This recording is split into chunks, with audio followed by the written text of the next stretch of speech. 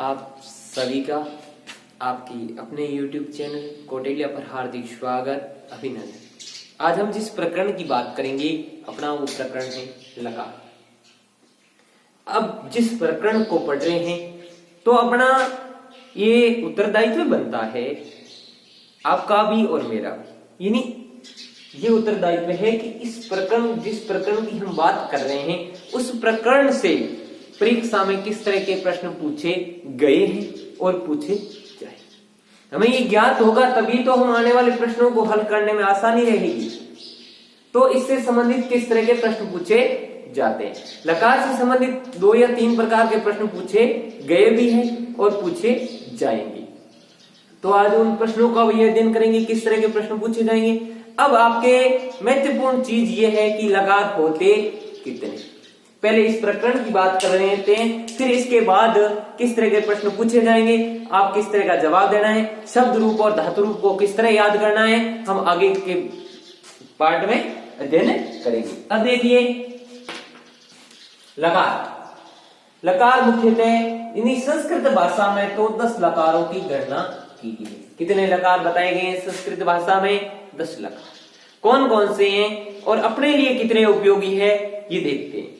पहला है 10 लकारों कौन कौन से लकार है? लट लकार,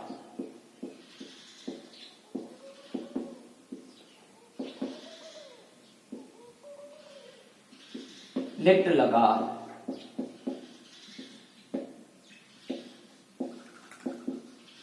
लिट लकार, लुट लकार, लिट लकार,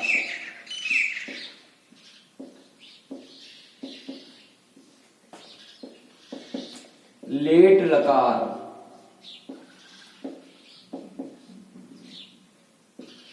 लोट लकार,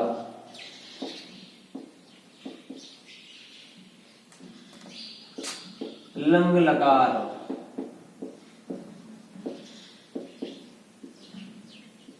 लिंग लकार, लिंग लकार, लिंग लकार, दृंग लकार, दृंग लकार और लुंग लकार।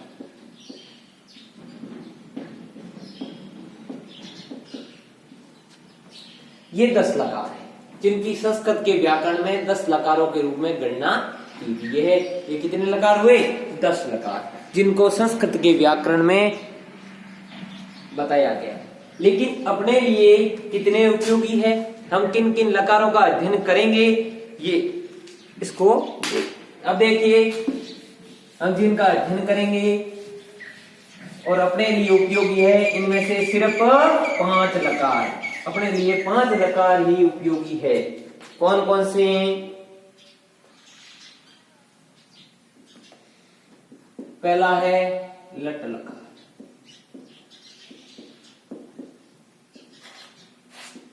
लिट लकार,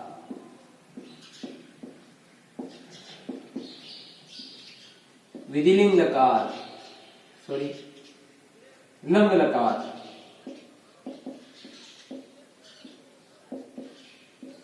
लोट लकार,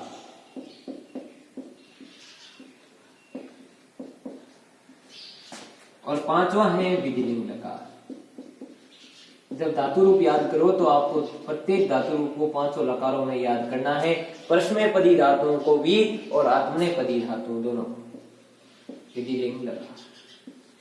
अब देखिए ये 5 लकार है जिनका हम अध्यापन करेंगे, ठीक है। अब देखिए अब इनका हिंदी में लट लकार को वर्तमान काल कहा जाता है। वर्तमान काल, प्रेजेंट है, वर्तमान काल। लिट लकार को भविष्य काल, भविष्य काल क्या कहा जाता है? भविष्य काल। लंग लकार को भूतकाल क्या कहा जाता है? भूतकाल। लोट लकार को अज्ञातक, अज्ञातक, अज्ञातक। विधिलिंग लकार को चाहिए क्या, चाहिए के अर्थ। अब इनकी पहचान, यानी आपको एक शब्द दे दिया कि चलती शब्द लकार अस्ति, तो आप उसमें दे दिया लोट लकार, लंग लकार, लट लकार, विधिलिंग लकार, तो आप उसका चयन करोगे। उस समय आपकी सामान्य पहचान, यानी वैसे तो आपको पूरे धातु रूप और शब्द रूप याद करने पड़ेंगे, लेकिन उसकी सामान्य पहचान, यानी उसकी सामान्य पहचान किस तरह करनी है, इस तरह की बताते हैं। देखिए, लिट लकार की पहचान क्या है? धातु के बीच में, धातु के बीच में श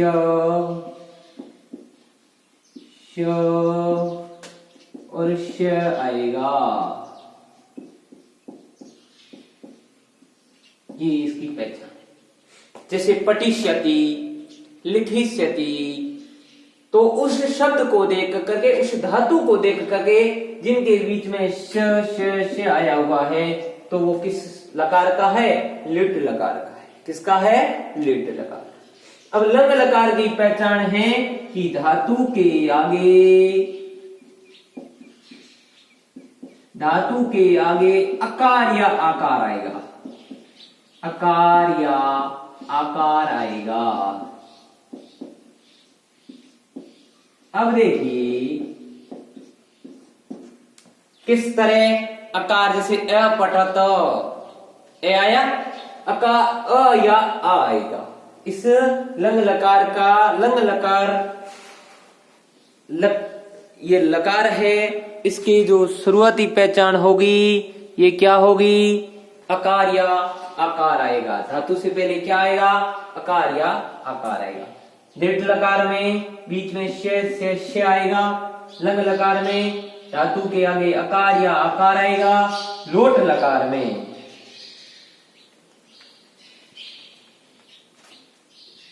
विसर्ग नहीं लगेगा, यानी जो नौ रूप चलेंगे विसर्ग नहीं लगेगा,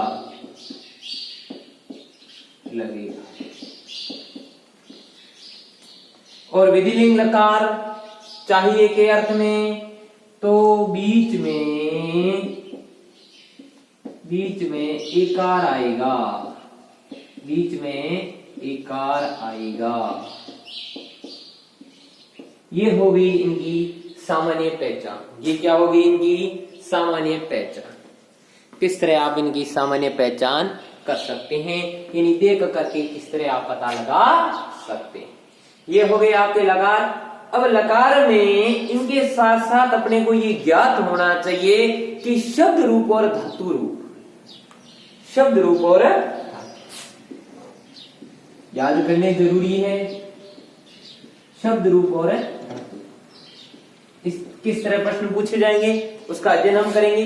अब शब्द रूप और धातु रूप को याद करें कैसे, यानी इनको याद करना अति आवश्यक है। आप संस्कृत व्याकरण में पूर्ण रूप से अगर व्याकरण पढ़ना चाहते हो कि हमारे सर किसी प्रकार की कोई अंक में कटौती नहीं होनी चाहिए, यानी हमारे जितने अंक है हम यथासंभव कोशिश करेंगे 90, यानी उन अंकों का पूर्ण अंक लाने का प्रयास करें। तो इसके लिए आपको संस्कृत व्याकरण में शब्द रूप और धातु रूप को याद करना अति आवश्यक है।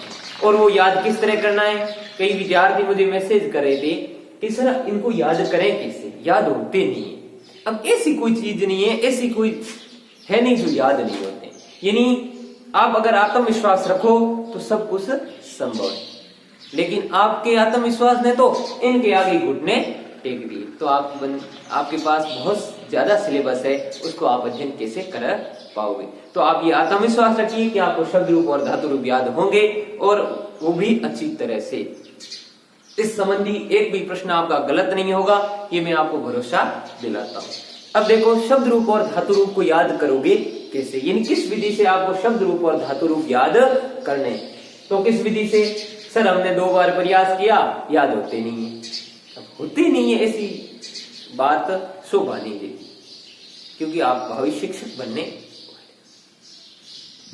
अब देखिए, हाँ कुछ चीजें जरूरी है जो इनके साथ, यानी बाकी का सिलेबस पढ़ रहे हो, इनको पढ़ रहे हो, तो उनको याद करने का तरीका अलग है, इनको याद करने का तरीका अलग है। किस तरह आपको इनको याद करना है, छोटे रूप में आपको मैं समझाता हूं।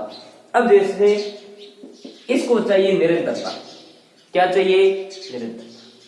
यानी पर डे आपको समय देना पड़ेगा, आपको प्रतिदिन समय निकालना पड़ेगा इनके लिए।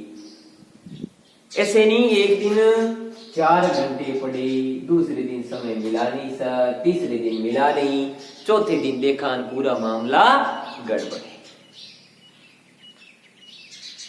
चौथे दिन मामला गड़बड़ है। सर एक प्रश्न भी याद नहीं है, हमने तो इतनी मेहनत की है, क्या करें, क्या करना है? अब इसके लिए ये चाहिए कि आप 20 मिनट दो। 4 घंटे जरूरी नहीं है, इन शब्द रूप और धातु रूप को 20 मिनट दो, लेकिन देना आपको क्या है? प्रतिदिन देना है। अगर आपने प्रतिदिन नहीं दिया तो ये चीजें याद नहीं होगी आपको। इसको पहली बात तो समय है, प्रतिदिन देना पड़ेगा। अब कब का समय देना है? तो सबसे बेस्ट रहता है सुबह का समय, प्रातःकालीन समय में आप 20 से 30 मिनट इनको दीजिए। एक आपका रूटीन बनाइए, उनको एक अलग से लिखिए, पेज को जहां पर टांगिए जहां पर आपकी सामने, जब आप फ्री होते हो तब आपकी निगाहें वहां पड़ती है, तो आप जैसे ही फ्री हुए एक बार उस चार्ट को देख लो। दिन में 2 या 3 बार आप उस चार्ट को एक बार पढ़ लो, और सुबह के समय आप यथासंभव अच्छी तरह से पढ़ करके प्रत्येक दिन एक धातु रूप को लिखो। प्रत्येक दिन एक धातु रूप को लिखो, जैसे कल चल धातु लिखी थी, आज पट धातु लिखी। इस तरह रेगुलर एक एक धातु रूप 5 लकारों में लिखिए। 15 या 20 दिन में आपको याद हो जाए। इसके लिए आपको थोड़ी मेहनत करनी पड़ेगी, लेकिन ये याद होने के बाद संस्कृत का समझो आपने 50% सिलेबस पूर्ण कर लिया। तो आपको क्या चाहिए? एक तो रेगुलरिटी चाहिए, ठीक है। उसके साथ साथ आपको चाहिए समय का, बता दिया कब का समय चयन करना अति उत्तम रहेगा। इसके बाद आपको चाहिए लय और ताल। क्या चाहिए? लय और ताल। यानी कोई भी चीज होती है तो उसकी लय या ताल के साथ ही उनको आसानी से याद किया जा सकता है। उसी तरह शब्द रूप और धातु रूप को भी अपने एक लहजे में गाओगे, अपने एक तरीके से गाओगे, अपनी लय और ताल के साथ गाओगे, तब आपको आसानी से वो समझ में आ जाए। इनकी एक लय, खुद की लय और ताल होती है। जैसे संगीत होता है, संगीत जब धुन बजती है तो व्यक्ति अपने आप अनायास व्यक्ति को याद, यानी आगे से आगे स्टेज, आगे से आगे की जो कड़ी होती है वो याद आने लग जाती है। तो इसको ध्यान रहे लय और ताल के साथ। चौथी चीज है शुद्ध उच्चारण, यानी इनका आप जब भी करो शुद्ध उच्चारण करो। क्योंकि अगर आपने लट लकार पढ़ा, मध्यम पुरुष पढ़ा, लट लकार का मध्यम पुरुष, द्विवचन पढ़ा, एक बहुवचन, जैसे पट धातु था तो क्या पठ, तो अब आपने दोनों का साथ में उच्चारण एक जैसा कर लिया, ठीक है। जब आप परीक्षा कक्ष में बैठोगे, उस हॉल में बैठोगे, तब आप मन में विचार आएंगे कि सर विसर्ग कहां था। तो इन चीजों को, ऐसी चीजें होती है तो उसको एक थोड़ा अलग अंदाज में ध्यान रखें, ठीक है। क्योंकि ये चीजें होती है वहां आपको कंफ्यूज कर देगी कि सर ये था कि ये था। तो इन चीजों का ध्यान रखें। अब आगे बढ़ते हैं।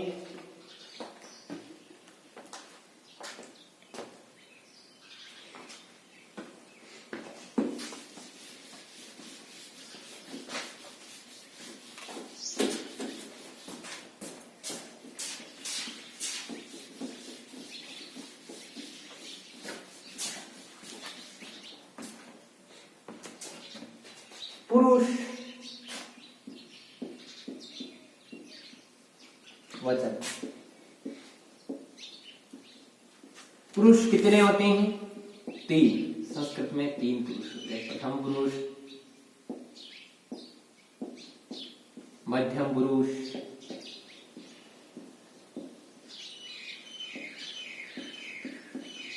उत्तम पुरुष।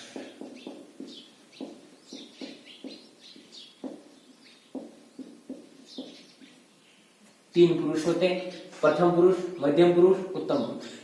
और वचन कितने होते हैं? वचन भी 3 होते हैं। कौन कौन से? एक वचन, द्विवचन और तीसरा है बहुवचन। अब देखिए, एक वचन में एक के लिए एक वचन, दो के लिए द्विवचन और दो से अधिक के लिए क्या होता है? बहुवचन होता है।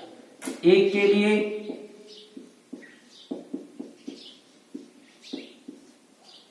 दो के लिए दो से अधिक, दो से। अब देखो, आपने पुरुष पढ़नीय वचनों का अध्ययन कर लिया और लिंग भी तीन होते हैं, स्त्रीलिंग, पुल्लिंग और नपुंसकलिंग। ठीक है, अब हम अध्ययन करेंगे कि इस प्रकरण से संबंधित प्रश्न कैसे पूछे जाएं, किस तरह के प्रश्न पूछने की संभावना रहती है, किस तरह के प्रश्न पूछे गए हैं और किस तरह के नए प्रकार से पूछे जा सकते हैं। अब देखो, सर्वप्रथम आपको प्रश्न पूछेगा इससे संबंधित, जैसे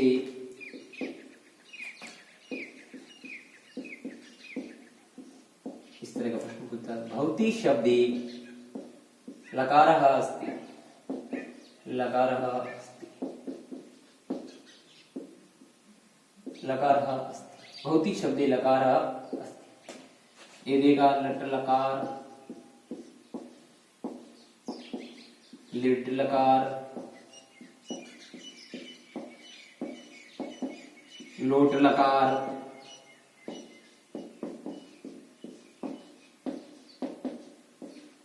चौथा है विधिलिंग।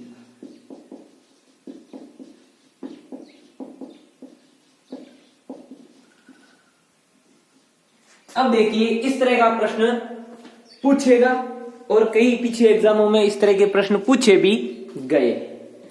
भवती शब्दे लकार अस्ति, भवती शब्द में लकार है, तो आपको सबसे पहले धातु रूप भी याद रखने कि इसमें भू धातु है। कौन सा लकार है? लट लकार। कौन सा लकार है? लट लकार। इसके अलावा दूसरे तरह से इस तरह पूछे जाएंगे,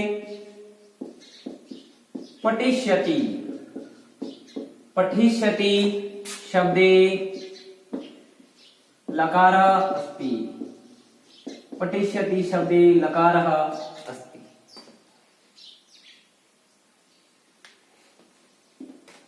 यही सेम आपके उत्तर दे देगा। पठिष्यति पठ धातु है, लकार कौन सा है? लिट लकार। कौन सा लकार है? लिट लकार, प्रथम पुरुष एक वचन। या आपको एक शब्द देगा जैसे चलिष्यति या चलिष्यामि, धातु, धातु, लकार, पुरुष और वचन, तीनों पूछे, चारों पूछ लेगा। भू धातु, भू धातु, भू धातु, लकार में गए पुरुष और वचन, तो आपके चारों भी एक साथ पूछे जा सकते हैं। कौन सा? सही।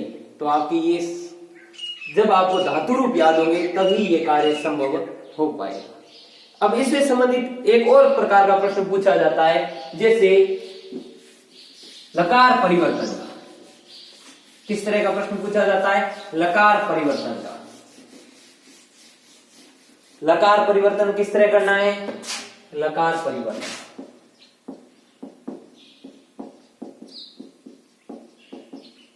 लकार परिवर्तन किस तरह का? जैसे आपको दे दिया चलती शब्द से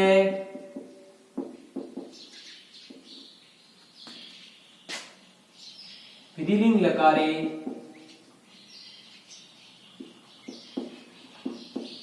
विधिलिंग लकारे परिवर्तन कुरु,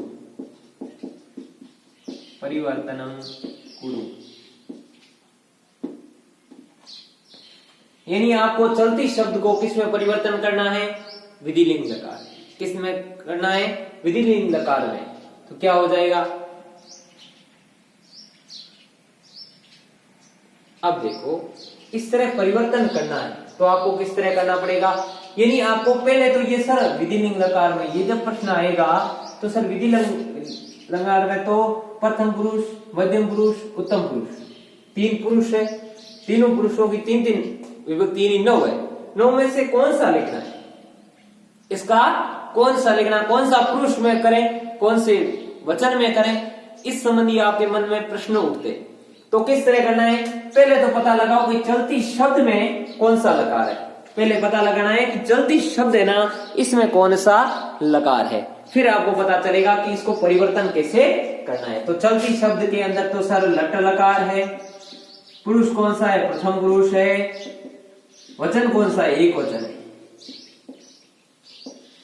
अब देखिए, जब आपको ये पता चल गया कि ये लट लकार है, प्रथम पुरुष है, एक वचन है, तो आपको विधिलिंग लकार, सिर्फ लकार परिवर्तन करना विधिलिंग। तो आपको पुरुष कौन सा रखना है? प्रथम पुरुष। वचन कौन सा रखना है? तो एक वचन। तो क्या हो जाएगा? चलिए, क्या हो जाएगा? चलिए, बात समझ में आ रही है? ये चीजें, इस तरह के प्रश्न पूछे जाएंगे और पूछे भी गए हैं। आप सभी का बहुत बहुत आभार, धन्यवाद। जुड़े रहिए अपने YouTube चैनल कौटिल्या से। आगे के प्रकरण भी हम जल्द लेकर के आपके सामने प्रस्तुत होंगे। धन्यवाद।